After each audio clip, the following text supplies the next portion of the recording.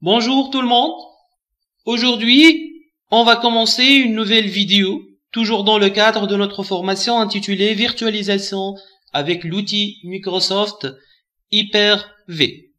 Au niveau de la vidéo précédente, donc on a vu la technologie du clustering avec basculement, une introduction théorique à cette technologie, le principe de base et les avantages de clustering avec basculement.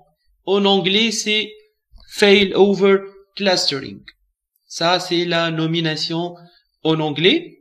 Au niveau de cette vidéo, on va voir donc un exemple pratique. D'accord? On va voir un exemple pratique, concret, qui va illustrer le clustering avec basculement. Donc, on va configurer un clustering avec basculement au niveau de Hyper-V. Au niveau de cette vidéo, je vais vous donner donc toutes les étapes de A à Z qui sont nécessaires pour réaliser le clustering avec basculement et on va le configurer à l'aide de la plateforme Hyper-V. On va tester les résultats. D'accord? Donc, on vous rappelle que le clustering avec basculement, donc, il sert à assurer la haute disponibilité au niveau de la plateforme Hyper-V. La haute disponibilité, elle peut concerner une machine virtuelle ou bien même des serveurs virtuels. La technologie, c'est en fait on va créer un cluster. Le cluster, il est composé de plusieurs nœuds qui peuvent être plusieurs machines ou bien plusieurs serveurs. Un seul nœud est fonctionnel à un instant T. En cas où ce nœud il va tomber en panne, on va automatiquement basculer à un autre nœud à l'aide d'une méthode basée sur des votes qu'on appelle quorum, qui va sélectionner quel nœud va prendre en charge le travail du nœud qui est défectueux. Donc c'est ça le clustering avec basculement. Au niveau de cette vidéo, au niveau de cette formation, on va assurer la haute disponibilité d'un serveur de fichiers. Donc on a un serveur de fichiers, on veut qu'il soit hautement disponible. Qu'est-ce qu'on va faire? On va configurer un clustering avec basculement pour ce serveur de fichiers. Les étapes. Alors, on va voir quelles sont les différentes étapes pour réaliser ce travail. Avant, cet exemple pratique, on va le configurer au niveau de Windows Server 2012 R2, bien sûr, pour assurer la disponibilité d'un serveur de fichiers. Ça, c'est l'exemple pratique. La configuration matérielle nécessaire. Donc, nous, qu'est-ce qu'on a? On a un contrôleur de domaine, qui est la machine hôte physique qu'on a utilisée. Donc, on va garder la même configuration matérielle qu'on a utilisée au niveau des vidéos précédentes. On aura la machine hôte physique qui va jouer le rôle d'un contrôleur de domaine physique et on aura besoin d'installer deux serveurs membres virtuels, nœud 1 et nœud 2, et qui aussi fonctionnent sous le système d'exploitation Windows Server 2012 R2. Sauf que ces deux serveurs membres vont être des serveurs de fichiers. Les recommandations: désactiver le pare-feu pour ne pas avoir de blocage au niveau des configurations, et on doit se connecter toujours avec le compte administrateur, que ce soit bien sûr au niveau du contrôleur de domaine ou bien même au niveau des deux serveurs membres. Toujours vous utilisez le login et le mot de passe du compte administrateur Active Directory. Donc au niveau des serveurs administrateurs avec le mot de passe du contrôleur de domaine. Première étape. Donc ici je vais citer au niveau de cette vidéo les différentes étapes, on va les citer, puis on va les configurer par la suite. Première étape, configuration réseau. Donc, lorsqu'on dit configuration réseau, c'est-à-dire tout ce qui est attribution des adresses IP, des masques par défaut, DNS, gateway ou bien les passerelles par défaut. En fait, au niveau de ce tableau-là, vous pouvez voir les trois ordinateurs qu'on va configurer. Le contrôleur de domaine, c'est une machine hôte physique. Nœud 1, le premier serveur virtuel, et nœud 2, le deuxième serveur virtuel. D'accord? Donc, pour ce qui concerne le système d'exploitation, au niveau des trois machines, on va installer Windows Server 2012 R2, chose qu'on a fait au niveau des vidéos précédentes. Le nom, donc on va attribuer le nom admin A pour le contrôleur de domaine, nœud 1 pour le premier serveur, nœud 2 pour le deuxième serveur. Les trois machines doivent bien sûr appartenir au même domaine, qui est entreprise.local. Maintenant, on va parler des adresses IP. Le contrôleur de domaine, il a une seule carte réseau. On va attribuer l'adresse 192.168.10.1. Le DNS, c'est 127.0.0.1. Pour chaque nœud, on aura deux cartes réseau. Pour chaque nœud, c'est-à-dire pour chaque serveur membre, on aura besoin de deux cartes réseau. En fait, notre cluster, il va être formé de ces deux nœuds-là. Donc, chaque nœud, il doit avoir deux cartes réseau. Une carte primaire de type bridge, qui est connectée avec la carte réseau du hôte physique. D'accord? Et une deuxième carte secondaire de type host only, pour un échange host to host. Donc, c'est-à-dire un réseau privé. Donc, du coup, chaque nœud, il doit avoir deux adresses IP. Une adresse IP qui correspond à la carte réseau primaire et une deuxième adresse IP pour l'identifier dans le réseau privé. Donc, le réseau privé, il va être formé uniquement par ces deux nœuds pour permettre l'échange privé entre ces deux nœuds. Mais le réseau primaire, il est formé de 3 ordinateurs. D'accord? Donc, du coup, au niveau de réseau primaire, on va utiliser donc le réseau 192.168.10.0. Si on a donné point 1 pour le contrôleur de domaine, on va donner point 2, c'est-à-dire 192.168.10.2 pour le nœud 1 et 192.168.10.3 pour le nœud 2. Au niveau de la deuxième carte réseau, qui ça sera un réseau privé entre ces deux nœuds-là, on va prévoir un deuxième réseau, donc privé. On va donner 10.0.0.1 pour le nœud 1 et 10.0.0.2 pour le nœud 2.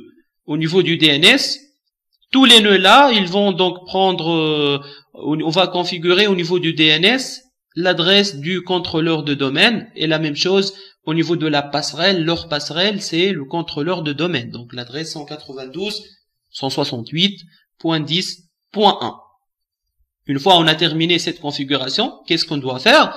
On doit ajouter ces deux machines au domaine. On va ajouter nœud 1 et nœud 2 au domaine qui est entreprise.local.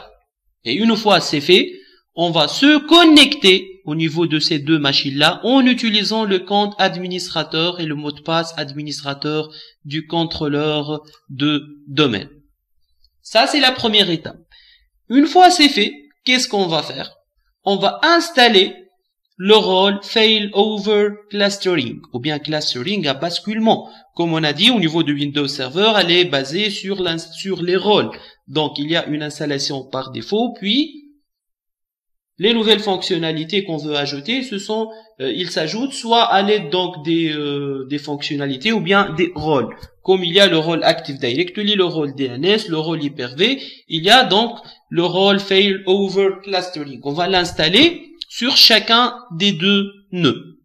Une fois c'est fait, une chose très importante au niveau du clustering, on va configurer des disques partagés au niveau du contrôleur de domaine. Donc, ces deux nœuds-là, ils vont enregistrer leur information au niveau des disques partagés. L'emplacement de ces disques partagés, c'est le contrôleur de domaine. Donc, nous, à l'aide du gestionnaire du serveur, ici on parle au niveau de contrôleur de domaine, on va accéder à notre contrôleur de domaine, on accède à gestionnaire du serveur, et on va créer deux disques virtuels. D'accord? On va créer deux disques virtuels, et pour chaque disque, d'accord, chaque disque, on va l'assigner aux deux nœuds, nœud 1 et nœud 2, en spécifiant leur adresse IP. Donc on aura un disque pour le stockage donc de données et un disque pour le quorum. Et on a expliqué c'est quoi le quorum au niveau de la vidéo précédente. Donc le quorum en fait c'est une méthode de vote. Elle va faire le vote pour sélectionner quel est le nœud qui va prendre en charge le travail du nœud défectueux. Par la suite, 3.2, la deuxième étape, la deuxième partie de la troisième étape, on va attacher chaque nœud aux deux disques partagés. Donc on va entrer, on va accéder au niveau du nœud 1, d'accord, pour l'attacher aux deux disques partagés qu'on a créés au niveau de cette étape, en spécifiant l'adresse IP du contrôleur de domaine. Et ça, comment? Donc c'est à l'aide de ISCSI Initiator, d'accord. Ensuite, on va initialiser donc chaque disque et on crée deux volumes pour chaque nœud au niveau de gestionnaire des disques. Donc cette étape, elle va être donc multipliée par 2. On va la réaliser au niveau du nœud 1 et au niveau du nœud 2. On va voir ces étapes avec plus de détails. Quatrièmement, validation de la configuration. D'accord? Cette quatrième étape, ça se fait au niveau du nœud 1 seulement. Donc on accède au nœud 1 à condition que tous les nœuds doivent être démarrés, même le nœud 2. D'accord? On va installer le cluster maintenant, après avoir validé la configuration bien sûr, et après avoir consulté le rapport de test, qui est un rapport très important, qui va vous garantir que toutes les étapes précédentes ont été réalisées avec succès. À ce moment-là, on installe le cluster, on lui attribue une adresse IP 192.168.10.10, et on va configurer le quorum au niveau du nœud 1 seulement. L'étape numéro 5, maintenant, puisqu'on a terminé la configuration du cluster, qu'est-ce qu'on va faire? On va installer le rôle serveur de fichiers au niveau de deux nœuds. Donc on va rendre le nœud 1 et le nœud 2 deux serveurs de fichiers. Et on va donner l'attribution, on va attribuer donc l'adresse 192.168.10.11 pour le serveur. Puisque c'est un serveur de fichiers, on va créer un dossier de partage. Au niveau de ce dossier-là, on va créer un fichier texte, juste pour tester. D'accord? Un fichier texte. Et la dernière étape, on va tester le fonctionnement de notre cluster. Comment on va tester? En fait, nous, normalement, on a le nœud 1. Il va jouer le rôle d'un serveur de fichiers. Donc, lorsqu'on accède au niveau nœud 1, on va trouver le dossier partagé avec tout son contenu. Et normalement, le nœud 2, d'accord, il va pas être fonctionnel. Juste, on bascule vers le nœud 2 en cas de problème au niveau du nœud 1. Donc, nous, qu'est-ce qu'on va faire? On va pinguer d'une manière contenue le nœud 1 pour voir qu'il est en train de répondre, c'est-à-dire il est fonctionnel. Et soudainement, on va arrêter le nœud 1. On va arrêter la machine virtuelle nœud 1, donc c'est une coupure de service. Dans ce cas-là, si notre travail a été bien fait, le serveur de fichiers, il va basculer vers le nœud 2. Du coup, le ping, il va être perdu durant quelques secondes. Par la suite, il va être récupéré et il va pinguer, donc il va donner un résultat positif du ping.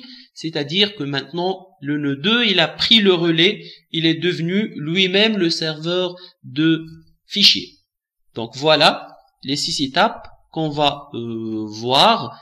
Comment alors réaliser ce clustering avec basculement ou bien fail-over clustering. Toutes ces étapes-là, on va les voir maintenant en pratique.